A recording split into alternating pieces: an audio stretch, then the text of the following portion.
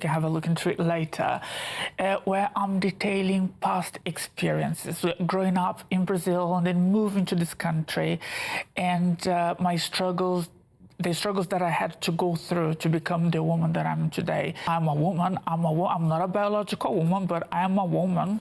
I just cannot have babies because I don't have the female organs, but I'm a woman inside out, therefore I use the female toilet. But what has been going on around, there are a lot of people that regard themselves as being transgender when they're actually not. They don't have any psychological help, they don't have any medical help.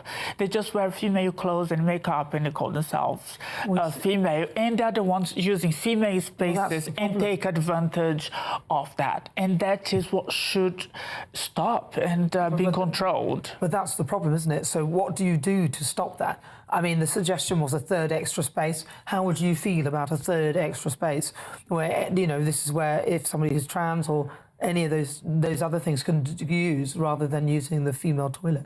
I don't think that would work, actually, because these people that those people that regard themselves as being females in their minds, they still would use the female toilet.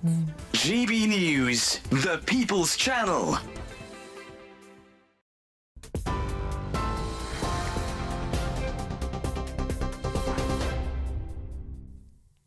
Good evening. The top stories from the GB newsroom. Donald Trump thanked the thousands of people who have gathered for what's his first rally in public since the gunman shot him in the ear last week in an attempted assassination attempt in Pennsylvania.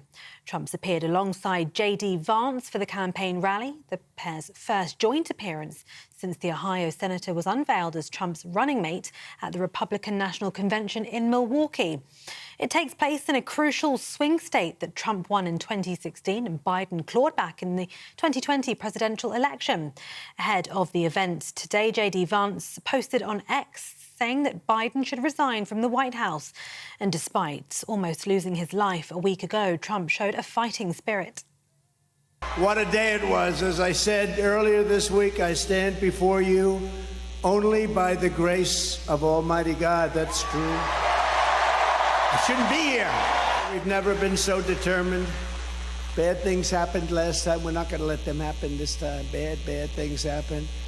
We will never stop working to deliver a magnificent future for our people, and together we will fight, right? In other news, the man has been charged with violent disorder and arson after a bus was set on fire during rioting in Hare Hills in Leeds on Thursday evening. 37-year-old Euston Dober has been remanded to appear at Leeds Magistrates Court on Monday. Earlier today, officers also said they arrested a further 5 people on suspicion of violent disorder, and they remain in police custody. 4 people who were initially arrested in connection with the violent disorder have been bailed pending further investigation. On Thursday, vehicles could be seen on fire while a police car was overturned. The riots are believed to be linked to a case involving local children who were taken into care. Yesterday's IT outage affected almost 8.5 million Microsoft devices, according to the tech giant. The company added the figure represents less than 1% of all Windows machines, but it was enough to spark chaos at many of the world's airports. Flight delays are still persisting as airlines and other businesses slowly get back online in time for the summer holidays. Banks, supermarkets and even major television and radio broadcasters were among the many others who were also knocked offline yesterday. NHS England is expecting disruption to GP services to continue into next week. And a Second World War veteran has finally received his medals almost 80 years after he saw action in Belgium and Germany. George Lewis, who's now 98 years old, was a part of the Royal Tank Regiment between 1944 to 1947. However, he never received his medals for his service. But now Mr. Lewis's 80-year wait is over. And he was presented those medals in a special ceremony today at the Royal British Legion Club in his hometown in Somerset. And those are the latest GB News headlines for now. I'm Tatiana Sanchez. Now it's headliners. For the very latest GB News direct to your smartphone, sign up to News Alerts by scanning the QR code or go to gbnews.com/alerts.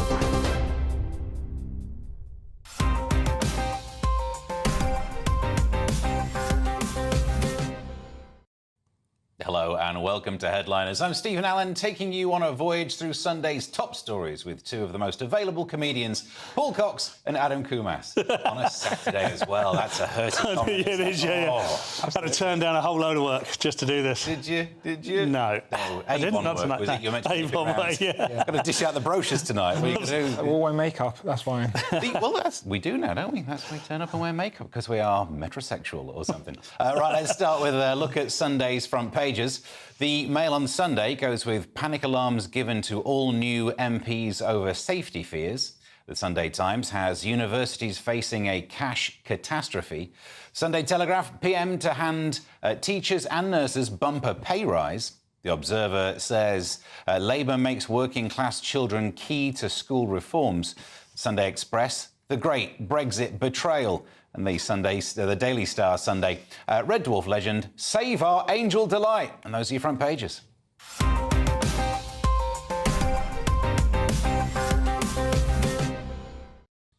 We'll get to the important Angel Delight one soon. But, Paul, Mail on Sunday, what are they going on about? Well, panic alarms given to all new MPs over safety fears. After an unprecedented rise in the number of threats and a gun attack on Trump, it triggers a dramatic increase in Westminster security measures. Now, they've all been given these devices supplied as part of their Commons Welcome Pack. And this is a first in doing so. It does. I'm slightly cynical about these things because it always feels like slightly more of an insurance policy than a deterrent, because should something happen, God forbid, and the chances are getting higher and higher. It's almost like the powers that be can say, look, we gave them alarms, but they cite Trump in this. Had Trump had a panic alarm, that would have helped. It wouldn't have helped at all, would it? Absolutely no help whatsoever. So actual policing might have helped in the Trump incident, and I dare say policing will need to be beefed up around MPs, because it is so divisive and so emotional now that people and perhaps we play our part in that. I don't know. We try to be as humorous as possible. Yeah, I mean, some of the stuff you say off air, Steve, it really does roll me up. Always off air. But yeah, I mean, I think there's a serious point behind this, and has it got any worse than it is in the past? It feels like it, doesn't it? Yeah. Social media definitely seems to spark things. MPs are much more available. You can tell where they are at any given point in time most of the time now because of their social media accounts.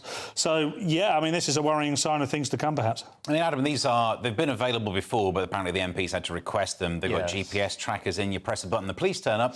Maybe the police then run away like they did in Leeds. It's difficult to know, isn't it? So does it worry you, or this move make you feel safe? Yeah, I mean, I think it's very advanced technology. I mean, it seems like, it's just basically they've been given a smartphone which has a GPS tracker and the ability to play loud noises. Loud noises have always made me feel safe when I'm in imminent danger.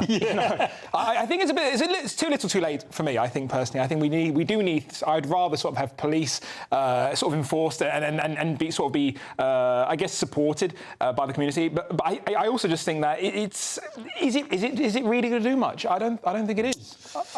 We don't want to change too much, though, because one of the things about politics over here is you could actually go and speak to your representative, whereas in America, they've got, like 15 people with big guns, and, I mean, you can have your argument about whether they're trained or not these days, but it's been better over here, hasn't it? That you can actually speak to your representative. Yes, and it is rare that there's a major incident. I mean, we can all name two or three straight away. Joe Cox comes to mind immediately, of course. But even at the lower level stuff where Farage is getting milkshaked, anything could be in that. The fact they've got access to... He had some burly chaps stood around him, and he was still able to be covered in the gunge. So, At what point is the alarm got to be used? Like before the milkshake hits him, or how does that work? Just put it quick, isn't he? Yeah. Very quick. It's almost like an umbrella would be more useful than one of those pop-up ones. A GPS umbrella. Yeah. Here we go. We'll trademark that. Adam, what's on the front cover of the Sunday Express? What have they got? So the Sunday Express, a new law will spell the return of hated EU diktats. So the Great British Betrayal. Now, this is a story where Labour has been accused last night of a Great Brexit betrayal that will put Britain back in the grip, allegedly, of Brussels. So basically, a new law is being drawn up by ministers which could put the UK manufacturers in lockstep with the EU on product safety rules. And So obviously some MPs are angry about this. I think this is interesting because there's a part of me that, you know, since Brexit happened, to saying, you know, it's great that we should be able to make our own rules, but not everything that happens in EU and every rule that they do, especially if it's regards to safety, is necessarily bad. I think there is something probably a bit of nuance, and there's some things that maybe, you know, I do agree if we just follow everything the EU does, it probably might hinder some of our trades agreements and things like that. But I'm not too sure. I think that this is obviously, you've just got some people saying we don't need to follow Europe. We don't need to follow Europe in every single way, and there is something to be said about, like, yeah, you don't need to cozy up to them just in order to sort of, like, yeah, get close to Europe. There's no need. Yeah, Paul, do you want lower safety rules than the EU? Oh, loaded question, Steve. Beautifully done. I mean, we were having this discussion off air, and I mean, you were quite adamant that you hate Labour, but no, you didn't say that at all. Italians. Yeah. Oh, I brought them but up. It is going to become a discussion about more, you know, whether it's realignment or reintegration. Yeah. And some of this is realignment. The fear, of course, is that everybody that's in power now is very anti-Brexit. So I genuinely feel that Brexit has never really had a chance. It's never really been rolled out by people who believe in it. It's not like they said, Nigel Farage, you roll out Brexit and we'll see how it goes. We've had this sort of mishmash, and of course it's extremely difficult. But one of Boris's letters was very pro-Brexit. Yeah, one of his letters was very pro-Brexit. Yeah. Yes, you're absolutely right, Steve. That completely undermines my whole argument. But his other letter very much backs up your argument. Well, exactly. Yeah, well, this is my point exactly. Really, he decided to wait to see who Cameron was going to go with. Was it Brexit or anti-Brexit? Yeah. And he just went the opposite way. So even the bloke that won didn't believe in it. And Adam makes a really good point about policies, and we're already well aligned. But I think we could stand on our own 2 feet. You know, just because the policies are there within the EU, it doesn't mean that we wouldn't do it our own way and be equally as fair. Like the ECHR. That if we left the ECHR, most people believe we'd instantly become Nazis. That wouldn't happen at all. You know, we would just defer back to, you know, yeah, just to push back a little, though, you could say one way to keep trading with the EU bloc without having to do any kind of rejoining would be to make sure that the standards are in place so you can easily trade. Yeah. So having this rule means that you definitely don't have to join them. Yes, I think ultimately the trade issue will be overcome by this, and that will, you know, make life a lot easier. It's just I still feel slightly sorry for that 52% that voted for Brexit who've probably never got anything near what they expected. Right, let's move on to the cover of the Sunday Times, please, Paul. Yes, ditch the cap. 2-child rule is social cleansing, says Labour MP. So the Labour MP, Rosie Duffield, has called on her party to scrap the 2-child benefit, which she says amounts to social cleansing. It's very strong language. That seems to be the way of politics now. I mean, they did ask Keir Starmer what he thought, and he said, who's Rosie Duffield? I've never heard of him. But I mean, she makes a point. I just think, look, some people will argue this puts a cap on how many children you can have. It doesn't put a cap on how many children you can have. It puts a cap on how many children could be supported by the government and, you know, taxpayers. And that's a different argument. And, you know, I don't think it's one that you solve quickly. You've got to find the money. What do you do? Where do you cap it next? 3, 4, 7? I don't know. I mean, I understand why it was put in place in the first place. I mean, Adam, what do you think, mate? I mean, how many kids do you want, sir? So, I mean, in the future, I'd like to have many, I guess. But it's one of those things where, like, I'm looking at this, and I think it's important to probably mention that even though this is a Labour MP saying this inflammatory sort of words, Labour's current stance is they're going to keep it in place. And that's important to note. So they recognise that there's not enough money in the budget as of yet to keep it, and they don't want to they said they weren't going to do it when they came to power. So I don't think this is an issue really for the next at least couple of years. However, saying that, I do think in an ideal world, if everything was rosy and we had so much money, it would be lovely to support larger families and, you know, sort of develop a community and sort of encourage family values and things like that. But I don't think there is the finances to do it. And of course, there are people who are sort of like, maybe they're not seen as relatively poor, but maybe they're just about getting the line, and they've probably decided not to have children. And they've said, well, if I've decided not to have children because we couldn't have as many as we'd like, why should I be paying for other people who potentially can't afford it? So it's a very delicate issue, isn't it? Yeah. Every other night, though, we sat here talking about pronatalism. There's not enough people birth being rate. churned Exactly. Yeah. So I think it's a very difficult one to solve, and I think I do agree that it would be good to have a lot of support in place for those who wanted larger families, particularly because of the birth rate issue. Yeah, the good thing is Elon Musk is single-handedly solving this problem by having as many kids as he can. So I think that's him and Josh Howie. Yes. Finally, out of the Daily Star Sunday, what are they? We know what they've got on the front page. The big news. The big news, very, very interesting, and one very close to my heart because I used to eat a lot of Angel Delight. So, yeah, breaking news. Red Dwarf legend save our Angel Delights. Star Craig blasts middle-class foods like avocado and urges us to eat 70s classics. So I think this chimes with the two different things quickly to say. First of all, it's just a nonsense piece, but I do think that I like the fact that this is blasting middle class because it's almost suggesting, and I do understand, I'm not a biggest fan, the big fan of people who just have smashed avo on toast and, spend a lot of amount of money. But I also don't, I agree with, eating a lot of processed foods. I've, recently been reading the Chris Van Tulleken's latest book about ultra-processed people, and then there's this guy on YouTube called Eddie Abu who's talking all about, processed foods and how bad it is for your body. And I think it's important to note that I don't like the fact that this story has been classed as a class thing. I think people who are working class can still eat healthy foods if they have the time and availability to cook. So I don't know. Angel Delight, is it okay? Tastes like rubbish. It's got strawberry in it, the strawberry one. I don't think it does. I think it maybe was related as It's got milk in it. That's a food. Powdered milk, yeah. This was one of the greatest foods that propped up this great country, Adam. And for me, to talk down Angel Delight is worse than talking down the royal family. And I'd like to apologise on behalf of Adam, actually, because the idea... I mean, have you ever tried butterscotch? You have, haven't you? I have, yeah. Butterscotch Angel Delight, Adam, was... Obviously, that was for maybe Christmas or special occasion, but... Yeah. Good. Did you ever do the thing with Angel Delight where you mix two? Because you're making enough for everyone, and you do layers of it. We couldn't afford 2 sachets, Steve. Just saying. It's £1.70. There were 2 pence each, those sachets. Aim high, mate. It's deceptively high in calories as well, I must say. It's 97 on the packet, and then you read on the small print, it goes per serving, and each small packet is 4 servings, so it's actually not very good. Well, let me tell you, Adam, I've been eating it all my life, and it hasn't done me any harm whatsoever. That's your front pages all filleted in the next section. Leeds still isn't helping our carbon output. Biden is running, but slowly. And Starmer and the nukes get the latest next.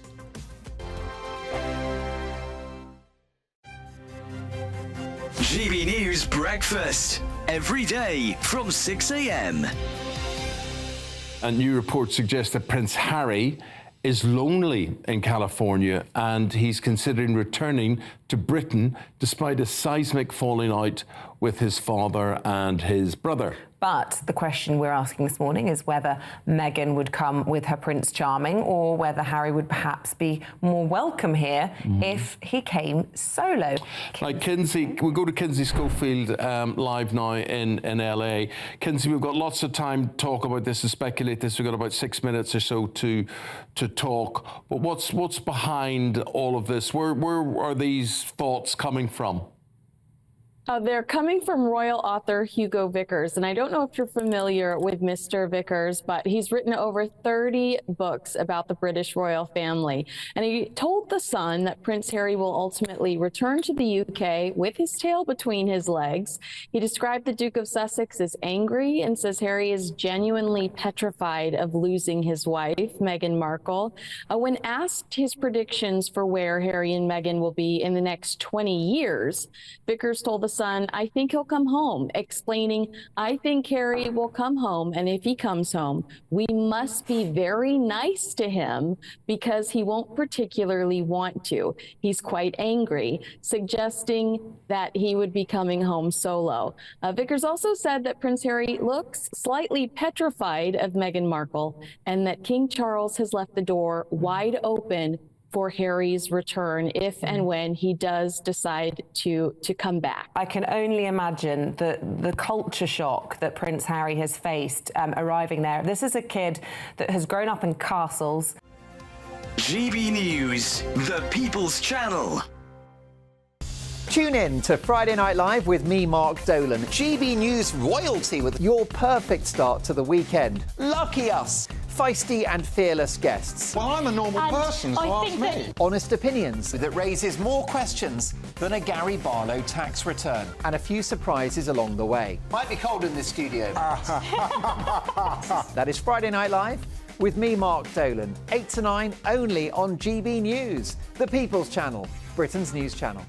Join me, Camilla Tominey, for a frank and honest discussion with those in power that cuts through the spin and gets to the heart of the issues shaping our nation. You haven't confirmed that you want to stand as leader, but you haven't ruled it out either. This report basically says that he's not fit to stand trial. Is he indecisive? Incompetent? I deliver the dose of reality Westminster needs. That's the Camilla Tominey Show at 9:30 every Sunday on GB News, the People's Channel, Britain's news channel.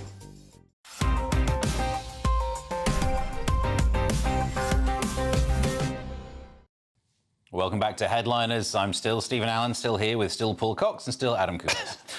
Paul, the Mail on Sunday, after the riots in the north, police say they don't have any leads because it's all burnt down. Lovely work, Steve. That should be in the clip reel later. A fiercely proud Roma crowd take to Leeds streets again after a night of terrifying riots to chant, "Please bring the kids back," over to take children from family that sparked violence. I could just read a little bit more of this. There's quite a bit to this story that I wasn't entirely aware of because we've just seen the images of the riots. The removal of the children that sparked the concerns about the underlying prejudice about Roman communities, which makes up 5,000 of that Leeds community that are Roma, which is quite interesting because they're part of the travel community, so they've obviously settled there. And distressing footage emerged on Friday, which shows police officers hauling a young boy out of a house and bundling him into a van. However, the social services were alerted to the property after a 9-month-old baby was allegedly dropped on its head accidentally by another child. So there is quite the domestic thing going on here. And I'm not sure you can conflate the two. I think what happened was, and, you know, if someone took your children away, you'd be up in arms. Yeah. And I'm not sure, and I think you may have said this last night, actually, because it feels like the sort of thing you would say. I'm not sure that if that happened to our family, the community around us would support us quite in the same way. Obviously, this doesn't justify the outcome of what happened, but it does highlight once again that there are sort of significant cultural issues within these multicultural and diverse communities that the police are finding very difficult to manage, because if we don't know anything about, you know, if a kid drops another kid accidentally, that's one story. We don't know if there is a whole legacy of issues here. But let's just say, for argument's sake, there is, and there is concerns. You'd want the police to go in and you'd want them to manage the situation, maybe check things out, take the children to safety. But I don't know how you manage this. I have absolutely no idea what the police do from here on in, because you can't... The thing about policing is you've got to uniformly treat everybody the same. Yeah. So you can't go into each different community and say, we're going to treat them differently than we would those. So, I mean, I really don't know. Yeah, so the unsolvable problem there, we now turn to you, Adam, and go, how do you solve that then? Solve that, take away the kids. No, I think it's one of those things where it's like, as Paul said, it is a nuance, isn't it? And I think it's important to understand, you'd hope if the police had to intervene in the way they did, that they wouldn't have done it on a whim. It would have been hopefully mounting evidence. I know Paul mentioned about the unfortunate incident of the baby being dropped on its head by another child, and you'd think it might have to be, they probably were neglected to such an extent, and there was such a safeguarding issue that the police had to finally step in. Unfortunately, the framing of this and the video of showing a kid being thrown into a van, that's all very unsavoury, and the optics of it to people passers-by going, what's going on? It just looks like, you know, governmental kidnapping in a sense. So it's like, OK, how do we sort that issue? And I think you're right, Paul. We can't treat different communities differently. It has to be a standard level, but is there better tact? Could we have done this with more tact? How could we have done that better? I mean, do you have tact when it comes to child safety? Even if you do, if you drop the ball, even if the errors have been made and a riot starts, you want a police force that can stop a riot. 100%. Yeah. Above all else. Yeah. Above all else. Let's get that in place. Yeah, exactly. And it's been a major failing. But I wouldn't want to do it.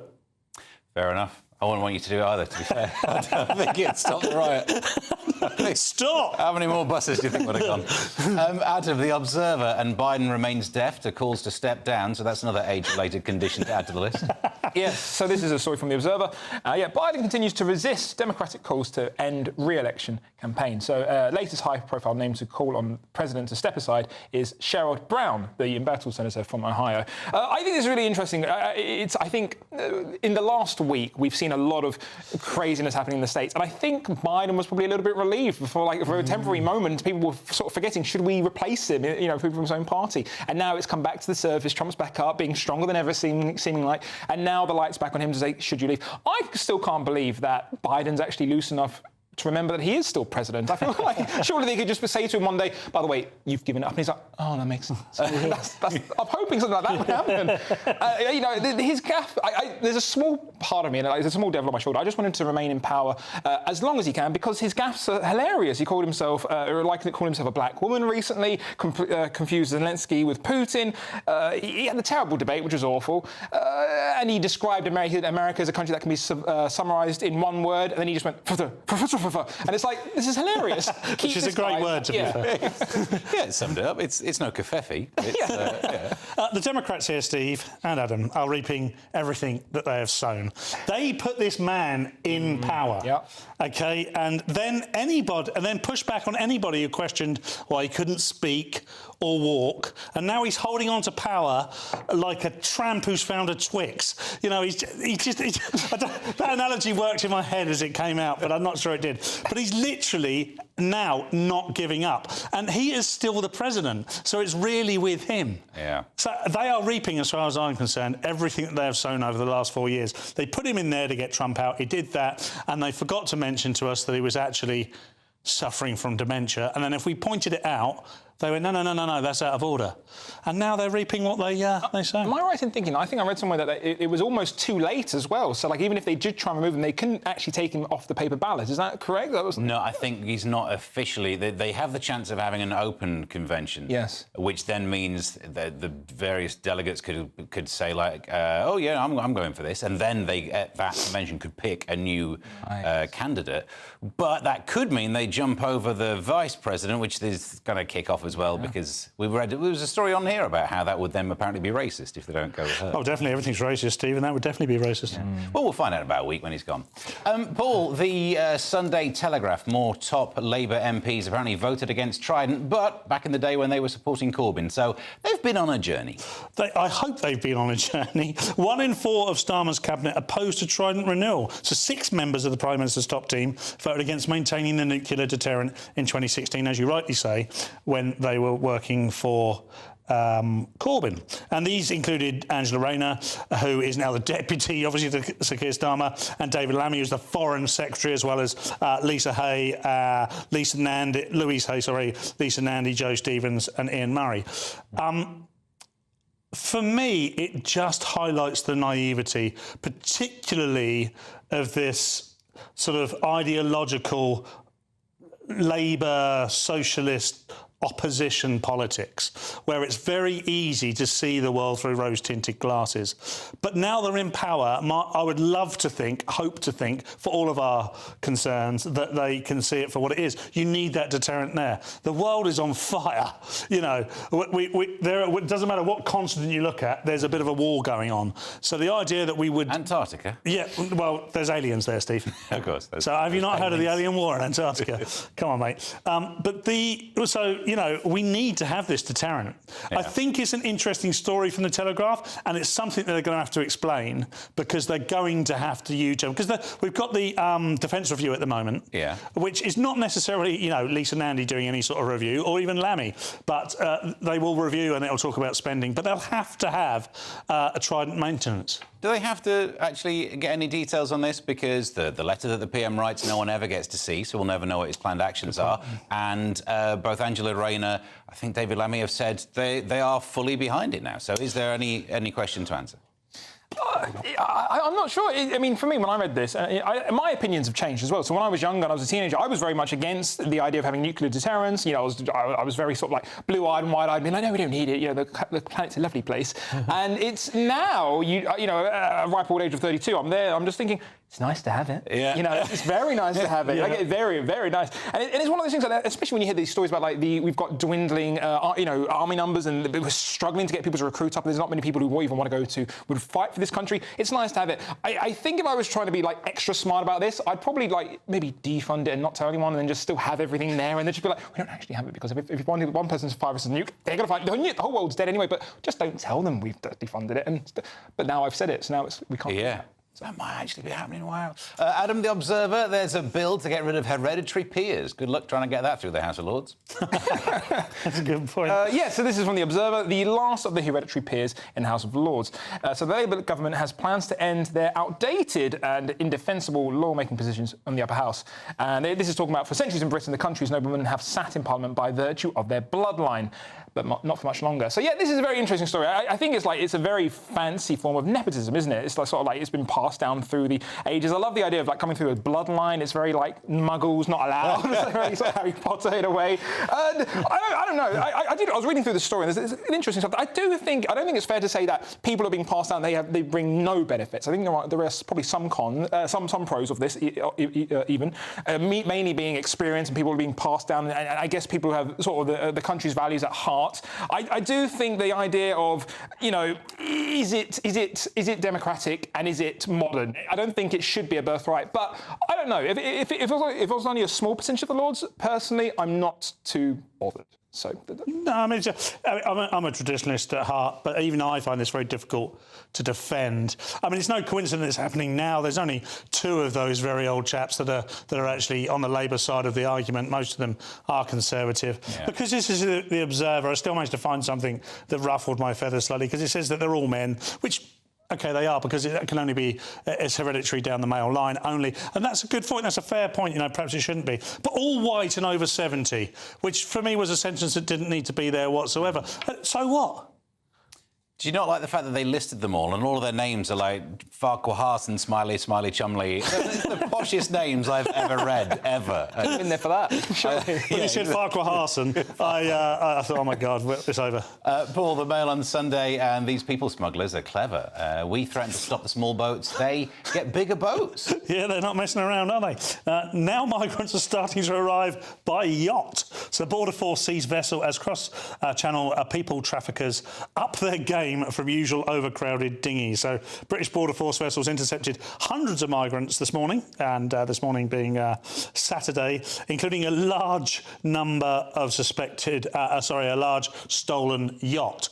And, you know, I guess this yacht is newsworthy. However, for me, this isn't the story. OK, they're coming by another method. The story here is that at least 200 more people are thought to have brought into the port so far today. And it comes as 413 made the treacherous journey in 7 boats on Friday, following a deadly week in which 6 people died in 3 separate incidents. That's the story. It doesn't really matter how they get here. It's dangerous. It's deadly. We can't support them. You know, we don't have the infrastructure to keep supporting that many people illegally arriving into the country. All we can hope for, I think all we can hope for is that Labour deliver on their manifesto promises, because whilst Rwanda, I think most of us agree, was probably a bit of a red herring, unlikely to do anything, at least it had some form of deterrent. It may well have deterred some people.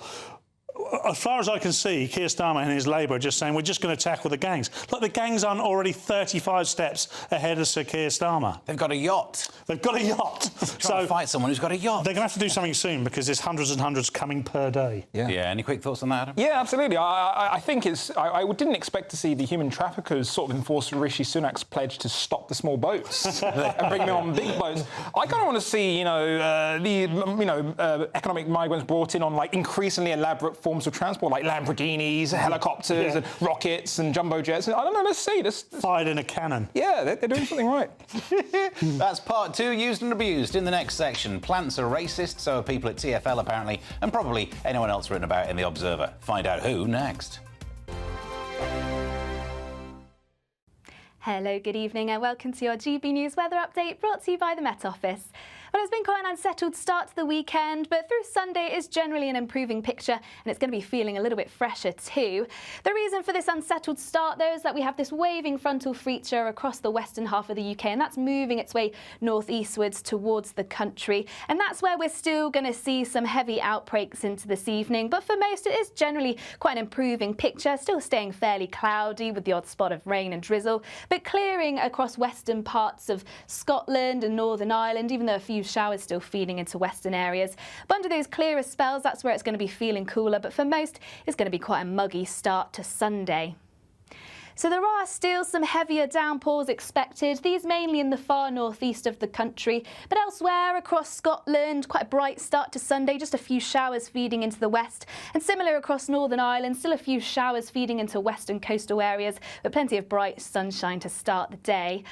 A bit more cloud around across the south and southeast, and that might just squeeze out a little bit of rain and drizzle at times, but it is generally improving as the morning goes on, so starting to see some sunny spells break through that cloud, and leaving a largely dry Sunday for most.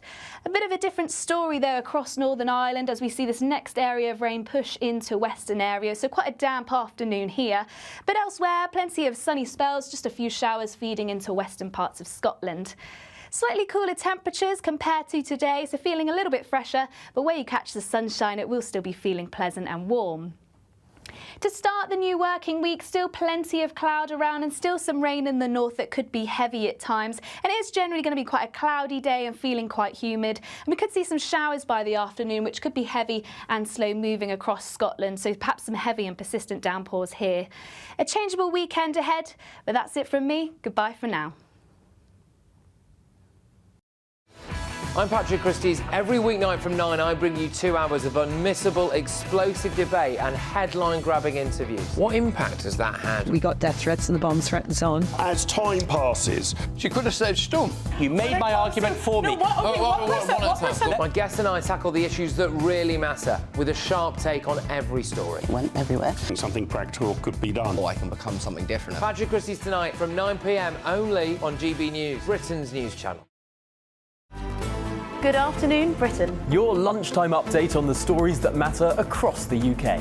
From breaking news and insightful analysis, inspiring stories and lively debates. You're comparing yourself to a former Prime Minister. Which is it? Stay informed, stay updated, stay entertained. I just don't know how anyone would not want to be there. Every weekday from midday. We are Good Afternoon Britain, only on GB News. Britain's news channel.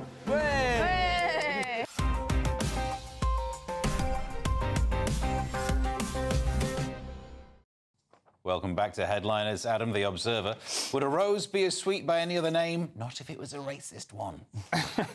Yeah, so this is from The Observer. Botanists vote to remove racist reference from plants' scientific names. So yeah, this is offensive terms to be replaced as first step towards more changes in unprecedented reform of nomenclature rules. So yeah, this is interesting. So yeah, scientists have voted to eliminate certain names of certain plants, deeming them racially offensive. So one of the examples is the word Caffra, which originates in insults made against black people, which will be replaced with the word Afra. So not much of a change to denote their African origins. And I think this is interesting because I think there's part of me, when you first read it, you go, oh, this is all silly. And then there's part of me thinking, well, plants probably get renamed all the time. You know, countries getting constantly renamed. Is this much of an issue? Do I even care about these plants? And then I was looking at like funny names of plants, and there's one called like a sticky willy. I was like, that should probably be changed. And I don't know. This is interesting, isn't it? Because this reminds me of the story from years ago when Peter put out a story saying we should change phrases for things, and they were saying instead of saying phrases like kill 2 birds with 1 stone, they were saying why don't you use feed 2 birds with 1 scone? And it's like a bit sort of like, is this a big news story? Is it not? There is legitimate reasons why this could be quite bad if you change the names, because it could be quite confusing within the scientific community, especially if people are familiar with certain names. But I don't know. I mean, I think I'd be annoyed if it was plants I actually knew, really. But yeah, and has anyone ever said, I'll tell you what's holding that demographic back? That flipping herbaceous border. Oh, another name like that, they'll never get on. Yeah. You know what I mean? Does this any impact at all? They have grandiosed it somewhat, though. This is an absolutely monumental first step in addressing an issue that has become a real problem in botany and has also in other biological sciences. It's a very important start. You've got nothing else going on in your world if this is the most important thing you've achieved. I mean, fair play, but Cafra to Afra. It's just a bit. I mean, a lot of Tipex has to be got through now. All that painting that. Just rubbish, isn't it? I don't care if they change them. I mean, if they are genuinely insulting now, change it. Yep. Yeah. Right, Paul, the Sunday Telegraph, TfL to get diversity training to make it colourblind, which will make that map a bit harder to read. Yeah, it's going to be tricky, isn't it? Sadiq Khan to spend more than $2.5 million on TfL diversity training. So this is a 4-year scheme which aims to embed an inclusive culture and reduce microaggressions. We'll get to that in a minute. But the advert on the Cabinet Office website reads, TfL is seeking to establish a framework to deliver equality, diversity and inclusion, they're all there, training to staff and other organisations to help TfL address inequalities. Now, this would not lead you to believe that in some way TfL is just full of casual racists. I mean, just look at believe what you see with your eyes. TfL is probably one of the most multicultural, diverse employers in all of London. It represents London really well, particularly at the worker level. Where it doesn't represent London particularly well is at executive level and board level. So I would say, instead of rolling out a £2.5 million scheme that aims at 20,000 people, just look at the 50 people that sit at the top and see if you can make changes there. Perhaps if they care so much, why don't those that are really worried step aside and allow someone else to come in and solve the problem once and for all? Yeah. It's going. I mean, this is in the Sunday Telegraph. I'm a big fan of the Telegraph, actually. So it's not like they're deliberately seeking to just point out this is ridiculous in some way. But do you know what? I'm not sure. I mean, it talks about reducing microaggressions. Reducing microaggressions to what? They've already been reduced, I imagine, down from aggression through go to nano. Aggression. You go with deci, centi, micro. Next, I believe femto. If you're down at a femto aggression, that's going to be hard to spot. Well, I don't understand what that word means, Stephen. On that, I find that very microaggressive. Yes. It's also my intelligence, or lack of thereof. Yeah, I think this is going to be interesting, isn't it? I'm looking forward to this £2.5 million on diversity training. I'm looking forward to seeing it improve the service of the trains. I can't wait to have that real impact on my daily life. I think what's really interesting about this story is they have said that they had unconscious bias training, but it was actually scrapped at central government level because they found that it did not change the behaviour or improve workplace equality. And that's really telling, isn't it? I think if it's been done at central government and they've scrapped it, said, well, people are still being microaggressive, they're still tutting when they shouldn't be and everything else. I don't know. It's one of those stories where I think a lot of people on the surface will go, if you say to somebody, wouldn't it be nice if everything was very inclusive? People go, yes. But you just go, where's the money going? Is it just one of those things? Is it just getting, throwing money down the drain? That's why it becomes a story in the Telegraph, essentially. I mean, this stuff is rolled out across all organisations. Yeah. TfL doesn't stand alone here. But it's not just where the money's going, it's where it's coming from. If you're a private organisation and you want 2.5 million doing whatever, enjoy your training course. Yeah, why not have a corporate weekend where you hire a comedian? That's all I'm saying. Adam, The Independent, a massive fallout after that guy in Tenacious D made that Trump joke, so I will stop reading that intro bit there. I like he said that guy because I didn't really know him. We always knew him as the other guy. Yeah. The other guy. There's Jack Black and the other guy. So Tenacious D, Kyle Gass, deletes Instagram apology following Jack Black's rift over the Trump assassination comment. Now, I'm not really a big fan of Tenacious D, except Tribute, which is the one song that everybody loves, and I was singing that. They've got that song, Cuddle Her Gently. I don't know if you've heard that. Look that up. And so it was... anyway, I think I actually watched the video. I saw it. For me, it was a bit distasteful. And I think the important thing to note is whether you agree with it or not, it is, in a weird way, you should, you shouldn't support him being cancelled the same way we wouldn't want people on the right being cancelled as well. So I think it's important to defend his right to say something, even if it was distasteful. So I think that's the first thing. I think the reason why it probably charmed a lot of people is, despite, Trump sort of getting lucky and stuff, a civilian did actually die. And 2 people were critically wounded. So I think it's very distasteful, and this Kyle Gass, or the other guy, as he's more commonly known, should have realised that and known that this is bad taste, but doesn't deserve to lose his job or everything that I did. No, I totally agree with that. The only problem I have with this is the way Jack Black's treated his best mate. These guys have been mates forever. And the minute it looks, and this from the surface, obviously I don't know, haven't got intel, but from the surface it looks like the minute that it's looking like it might affect Jack Black's career, he's chucked his mate under the bus. I've got a much bigger problem with that than anything that Kyle Gass has said. And of course we're all comedians, and you know things can be said in bad taste, but it's a comedy show. Tenacious D is a comedy band. They make up songs for comedy value, and he would have thought that that's what he was doing. He was acting on the spur of the moment. We've all done it. Now, we haven't all said the same things that he said, but I'm not sure that anyone should ever be cancelled for that. But I have a problem with Jack Black chucking his mate under the bus. Yeah. Right, Paul, The Observer banning cruel punishments in school, but it never did me any harm. English schools to phase out cruel behaviour rules as Labour plans major education changes. So isolation booths, frequent suspensions and strict behaviour regimes look set to be phased out in England as the Labour government shifts focus on how to keep the most vulnerable pupils in school. And this, of course, is on the back of the fact that, particularly since COVID, and that's played a big part in this. It doesn't really get too much mention, but it's played a big part in the cultural change. Kids, the way kids of certain ages are now at school because they were homeschooled for a long time. However, again, much like some of the other things we've spoken about tonight, I believe this is a problem that's going to be very, very, very difficult to solve. There is evidence to the contrary here that you could go completely the other way with the Michaela School, which is extremely strict, and it has a school full of pupils from every background you can imagine, and they treat them all uniformly, and they are very strict and, most importantly, conservative about it. And in doing so, they've reached, for a non-fee-paying school, the highest GCSE results in England. So there is an argument that actually maybe schools need to be stricter. This feels very Labour to me. I'm not sure we solve it, though. But it's not necessarily about strictness, it's about expulsion, isn't it? And if you do expel kids from a school, that school benefits, but where do they all go? And I say this as someone who's biased because the school I went to received all of the people who were expelled from the nearby schools. I remember that school. It was a rubbish one. Yeah, it's honestly, it's still the bottom of Did you grow up in the same area? Oh, right.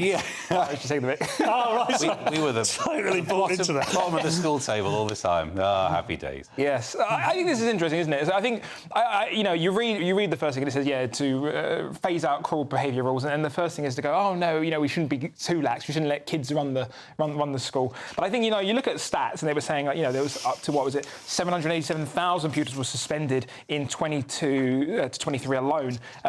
You just think that is a shockingly large number, and is it being used as a default mechanism? We'll just get rid of you, and then you're no longer our problem. Yeah. And if the go-to is to remove the children out of the school and just go, it's no longer our problem, we're not actually sort of curing the cause of the issue or the root of the issue. Exactly. So I just think it's. I think I agree with Paul as well. It's not easy, but we can't just go straight to getting rid of them all the time. It's not the right way. Well, that's part 3, gone the way of all things. In the next one, we'll be talking breasts, love lives and cheese. Have we become French? Ugh. À la prochaine. Patrick Christie's Tonight. Weekdays from 9 p.m. Should Prince Harry have accepted an award named after a US war hero at a glitzy ceremony last night? People begged him not to, but he did it anyway. It's time for tonight's head-to-head. Well, Prince Harry paid tribute to the eternal bond between mother and son as he appeared alongside his wife, Meghan Markle, at the glitzy ESPY Awards, dubbed the Sporting Oscars last night. The Duke accepted the Pat Tillman Award, named after a US war hero, for his Invictus Games work. But Harry's decision to accept the award was shrouded in controversy after more than 76,000 people signed a petition demanding he reverse his decision. Well, speaking last night, Harry paid tribute to Pat Tillman's mother, Mary. But that comes after Mary Tillman slammed his decision to give Prince Harry the gong, saying, I am shocked as to why they would select such a controversial and divisive individual to receive the award. There are recipients that are far more fitting. These individuals do not have the money, resources, connections or privilege that Prince Harry has. So tonight I'm asking, should Harry have actually accepted the award? Let me know your thoughts. Go to gbnews.com/your say. Tweet me at GBNews and make sure you take part in our poll. But going head-to-head on this now, a former royal butler, Grant Harold, and the journalist and broadcaster, Lowry Turner. Thank you very much. Great to have you both on the show. Lowry, I will start with you. I mean, the mother didn't want Harry to have it, but he did it anyway. What do you think? I just think incredibly tone deaf. He seemed to have an amazing ability to not read the room. It wasn't like this was a surprise because the opposition to him getting this award had been growing. So he had the chance to say, actually, I hear what you're saying. I'm not going to accept the award, but he didn't. GB News, the People's Channel. I'm Christopher Hope. From pop stars to politicians, I'll interview anybody in a pub who's got a political opinion. Join me every Friday on Spotify, Apple Podcasts, YouTube or gbnews.com, or wherever you get your podcasts. This is GB News, the People's Channel. Join me, Nana Akweer, for an informative, interactive news programme with a difference. It's fun. It's true. You're not wrong. No one will be cancelled. Lovely. Join me from 3 p.m. every weekend, only on GB News, Britain's news channel.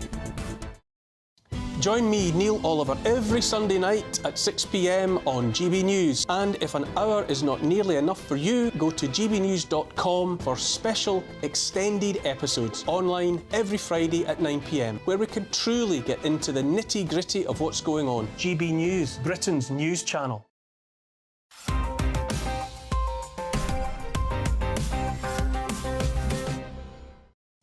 Welcome back to the final section of Headliners. Paul, the Sunday Telegraph. Science finds women get threatened by women with large breasts. They do. I've seen the videos. Sometimes there's even mud and they fight.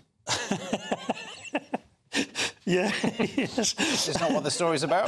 No, my pre-show research was erroneous. That was a lot of research, mate. Years, in fact. Women threatened by others with large breasts, and that's not a story about guys with moobs. Women with large breasts are more likely to suffer verbal abuse from other women who are jealous and feel threatened by them. A study shows, right? Yeah. A study. Yeah. Where do they get this work, right? Because it says they recruited 114 heterosexual women online and showed them computer-generated images of a woman's bare chest, which had been manipulated to have different sizes and shapes of breasts. I mean, we've all done that, but we don't necessarily do it as research. No, I mean...